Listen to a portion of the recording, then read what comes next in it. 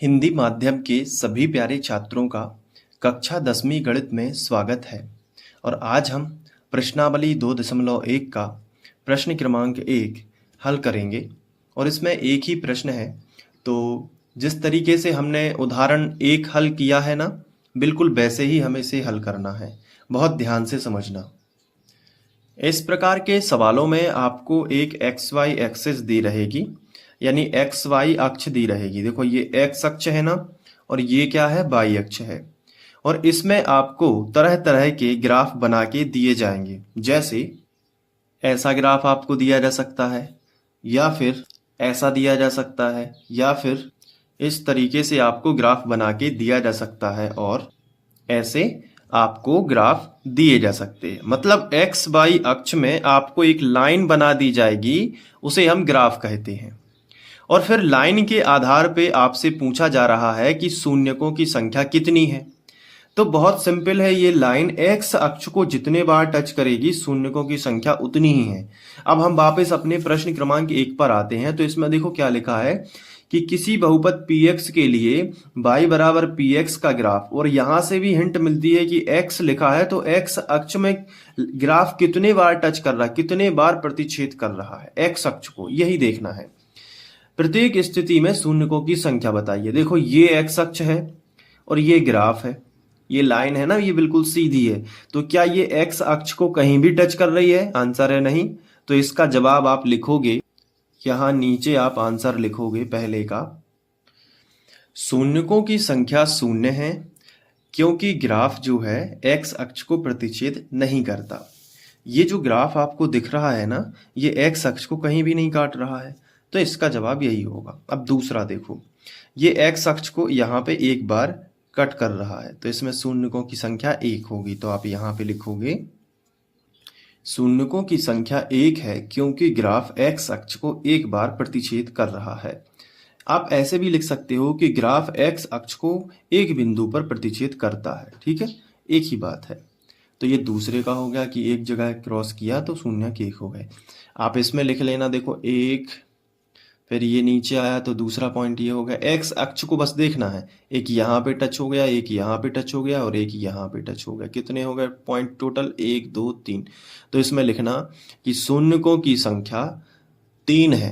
1 2 3, शून्यकों की संख्या 3 है क्योंकि जो ग्राफ है, यानी कि ये जो लाइन है, ग्राफ इसे बोलते हैं क्योंकि ग्राफ एक्स अक्ष को 3 बिंदुओं पर प्रतिच्छेद करता है। अब चौथा देख लो, इसमें आप क्या लिखोगे? आप लिखना इसमें कि शून्यक कितने हैं, इसमें 2, क्योंकि ये ग्राफ जो है एक्स अक्ष को यहाँ पे एक बार प्रतिच्छेद कर रहा है और एक बार यहाँ पे। तो लिख देना शून्यकों की संख्या 2 है क्योंकि ग्राफ एक्स अक्ष को 2 बिंदुओं पर प्रतिच्छेद कर रहा है। तो लिख लोगे ना आप, कोई टेंशन तो नहीं है, बहुत ही सरल है।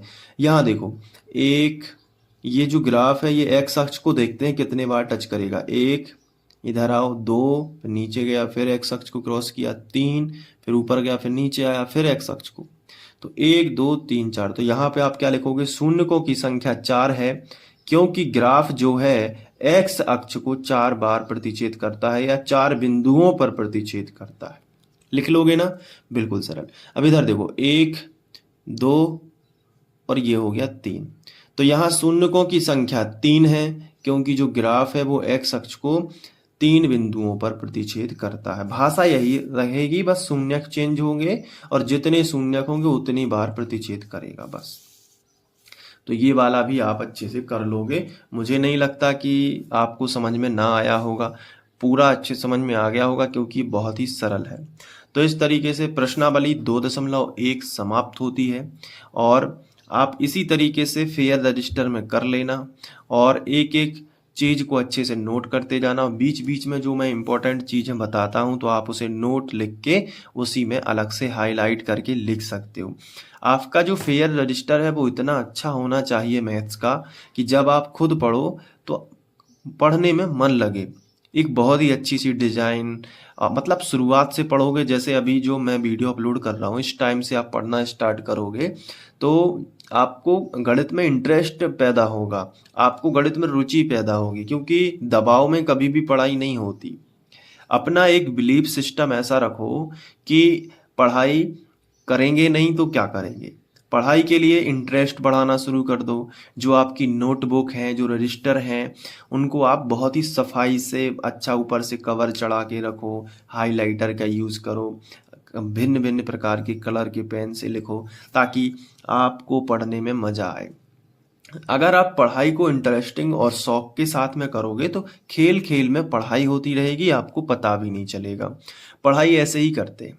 एकदम मतलब ऐसे मत पढ़ो कि किसी के दबाव में आके कि ज़बरदस्ती आप पढ़ रहे हो। खुद से पढ़ो ना, खुद से उठो, सुबह पढ़ाई करो, शाम को डेली 1 घंटे का गणित का अभ्यास करो।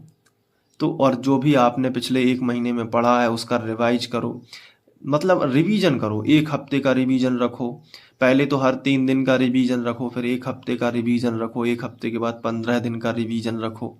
जितना ज़्यादा आप रिवीजन करते जाओगे, गणित में उतने ही अच्छे होते जाओगे। बीच-बीच में मैं आपको ये सब बातें बताता रहूँगा ताकि आपका जो मोटिवेशन लेवल है वो बढ़ता रहे और आप पढ़ाई के प्रति आगे बढ़ते रहें।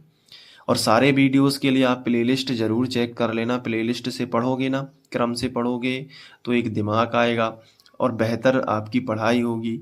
पर्टिकुलर अलग-अलग मैं वीडियो सेपरेट बना रहा हूँ ताकि कभी आपको किसी भी सवाल में दिक्कत हो तो आप केवल वही सवाल देखें, क्योंकि डेढ़-डेढ़ घंटे के वीडियोज़ बनाने से कोई फ़ायदा नहीं है। आपको वो सवाल मिलेगा नहीं, बार-बार 10-10 सेकंड का स्किप करोगे, ढूँढते रहोगे, टाइम वेस्ट होगा आपका। इसलिए ये सब चीज़ें ज़रूरी रहती हैं। तो मैं एक खूबसूरत सी प्लेलिस्ट डिज़ाइन कर रहा हूँ और आपको पसंद आएगी तो आप कमेंट में ज़रूर बताया करो अपनी राय, ठीक है? जो भी है, और आप मुझसे दिल से जुड़े हुए हो मुझे पता है, और हम लोग मिल के मेहनत करेंगे इस साल। और जो भी आपके डाउट हैं, जो भी आप कमेंट करके ज़रूर बताना। मैं लगभग हर कमेंट पढ़ता हूँ और जिसका रिप्लाई देने योग्य होता है मैं रिप्लाई भी करता हूँ। तो मिलते हैं नेक्स्ट वीडियो लेक्चर में, तब तक के लिए बाय। अपना ध्यान रखना। Thank you.